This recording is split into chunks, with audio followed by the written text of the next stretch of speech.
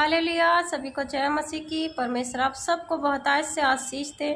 आज हम वचन देखेंगे परमेश्वर के आशीष के बारे में, और ऐसी आशीष जो सभी को ज़रूरत होती है। हालेलुया। तो हमें वो आशीष पाने के लिए क्या करना है?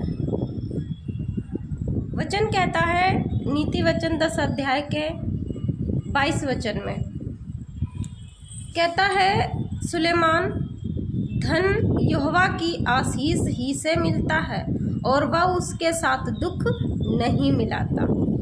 हालेलुया। धन हमें यहोवा की आशीष ही से मिलता है और वह उसमें दुख नहीं मिलाता। जब हमें धन परमेश्वर की ओर से मिलता है, उसमें दुख क्यों नहीं मिलाता? क्योंकि हम उसके मार्गों में चलते हैं और उसमें अड़े खड़े रहते हैं। तो वो जो धन हमें परमेश्वर की ओर से मिलता है, वो आशीष परमेश्वर की ओर से मिलती है ना, तो उसमें बीमारियां नहीं होती हैं, उसमें कोई ऐसी मुसीबत हम पे नहीं होती जो हमारा वो धन व्यर्थ जगा जाए।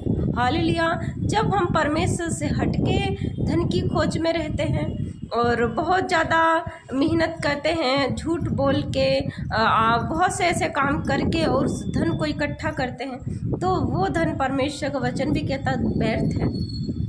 हालेलुया। वो धन हम कमाएंगे तो सही, लेकिन उसमें बरकत नहीं होगी।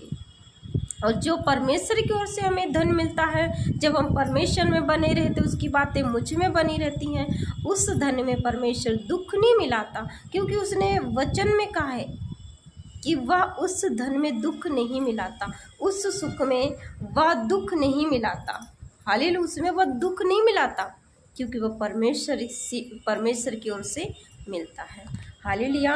तो ऐसा नहीं है कि हमें ज़रूरत नहीं है, ज़रूरत सबको है, क्योंकि परमेश्वर ने शरीर दिया है, और जो शरीर के लिए चीज़ें आवश्यक हैं, वस्तुएं आवश्यक हैं, उनके लिए हमें परमेश्वर की हुजूरी में बने रहकर ही मेहनत करना है। और परमेश्वर का वचन कहता है, परमेश्वर अपने खोजियों को त्याग नहीं देता है।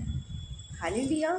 तो हमें परमेश्वर में रहकर ही इन चीज़ों की क्या है वो लालसा रखनी है, परमेश्वर में रहकर, परमेश्वर से हटकर इनके पीछे नहीं भागना है, क्योंकि हर एक मनुष्य केवल रोटी से ही जीवित नहीं रहता। उसके लिए परमेश्वर का वचन भी बहुत ज़रूरी है, जो आत्मा को जीवित रखता है, प्राण को जीवित रखता है। हालेलुया।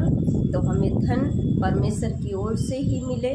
हम ऐसी लालसा रखें कि परमेश्वर, हमें तुझ में ही सारी चीज़ें चाहिए, तुझसे हटकर हमें कुछ नहीं चाहिए, क्योंकि हमें छुटकारे के लिए अपने आप को तुझ में समर्पित करना है और तुझ में